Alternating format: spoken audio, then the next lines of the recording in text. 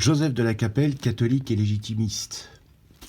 Catholique et orthodoxe. Donc c'est une vidéo que je fais en mon nom, Joseph de la Capelle. En aucun cas je n'implique qui que ce soit, mais c'est pas parce qu'on est catholique et légitimiste que l'on n'a pas une pensée politique. Il y a eu une histoire entre les catholiques et les orthodoxes, donc en 1050, c'est bientôt le millénaire, un triste millénaire, il y a eu le schisme. Alors pour les occidentaux, c'est le schisme d'Orient, et pour les orientaux, c'est le schisme d'Occident. C'est-à-dire que le pape a excommunié le patriarche de Constantinople, et donc avant, il y avait un peu ce qu'on appelait la pentarchie, c'est-à-dire qu'il y avait 5 grands patriarcats de l'Église, et donc on s'est coupé de ça en 1050.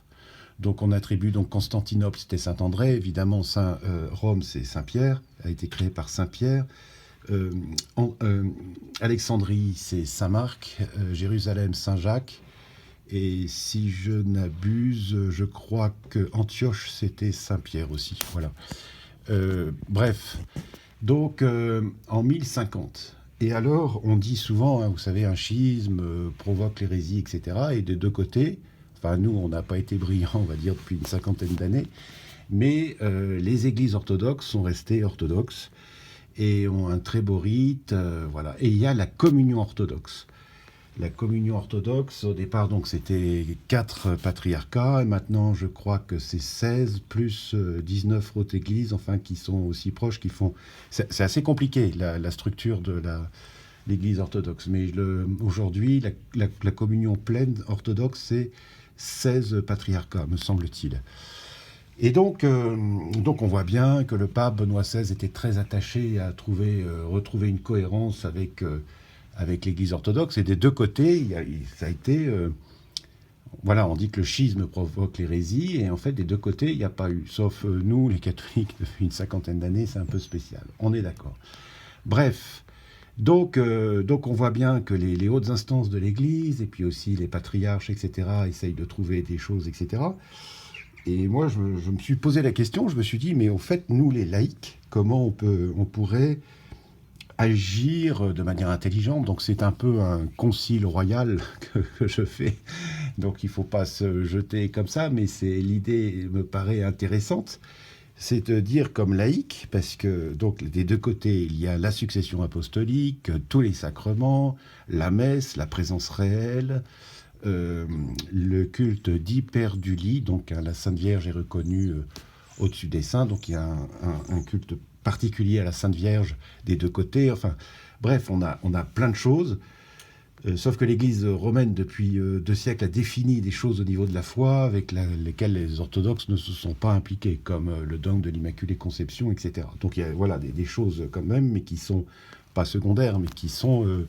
voilà, c'est-à-dire que sur l'essentiel, c'est-à-dire la très sainte Trinité, l'incarnation du Verbe, la Sainte Messe, enfin les dogmes principaux fondamentaux orthodoxes, ce qu'on appelle l'orthodoxie, il y a une cohérence complète entre les catholiques et les orthodoxes.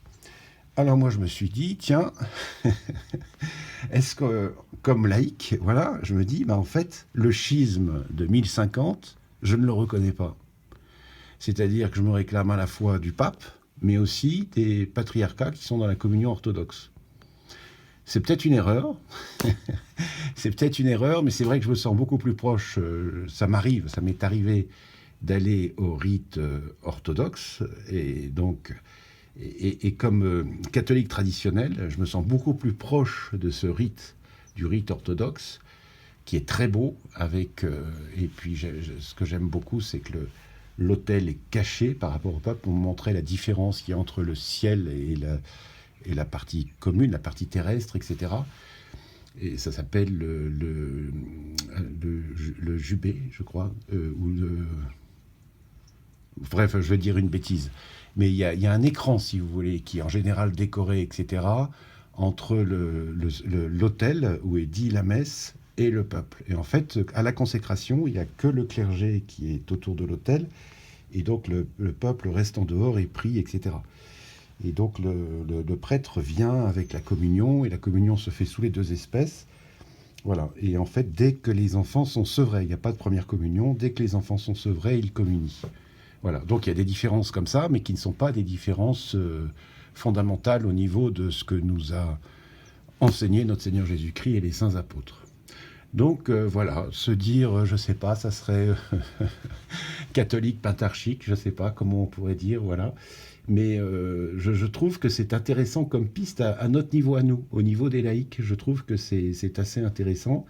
Et c'est vrai qu'au niveau de la foi, au niveau de la piété et tout ça, je me sens beaucoup plus proche des orthodoxes, par exemple, que des catholiques modernistes, etc. Je me sens, oui, on est beaucoup plus proche. Il y a beaucoup de choses sur lesquelles on est plus proche. Alors, dans le courant de son histoire, l'Église a interdit, hein, effectivement, comme je l'avais dit dans d'autres vidéos, c'est-à-dire de prier avec des hérétiques, des schismatiques, c'est sous peine de péché.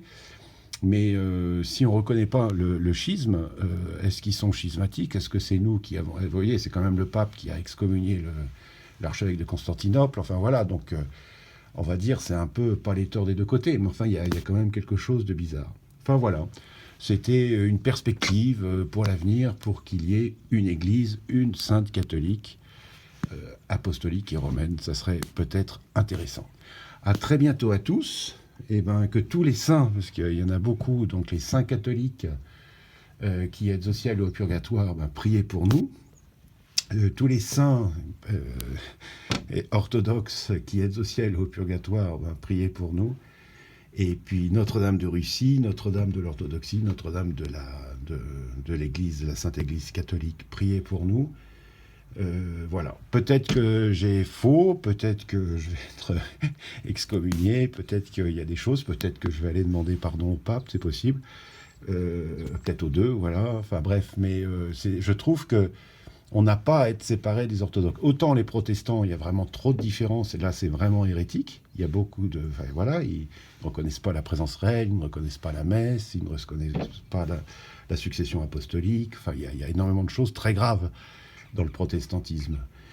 Et c'est pas possible, on peut rien faire. Mais par contre, et catholique traditionnel, je dirais, et orthodoxe, il y a vraiment des perspectives. C'est pas de l'œcuménisme, hein, c'est pas de l'œcuménisme, c'est ne pas reconnaître le schisme de 1050. Donc l'anniversaire, le millième année, c'est dans 28 ans. Voilà. Donc à réfléchir, à prier, voir ce qui est possible de faire, etc. Je ne veux pas vous pousser dans l'hérésie. À très bientôt à tous. Notre-Dame de France, Notre-Dame de Russie, Notre-Dame d'Ukraine, Notre-Dame qui est vénérée dans tous les lieux des églises orthodoxes, Notre-Dame de Lourdes, Notre-Dame de Pontmain, Notre-Dame de tous les pays catholiques, Notre-Dame d'Espagne, Notre-Dame de France, priez pour nous. À très bientôt à tous. Deus et Rex.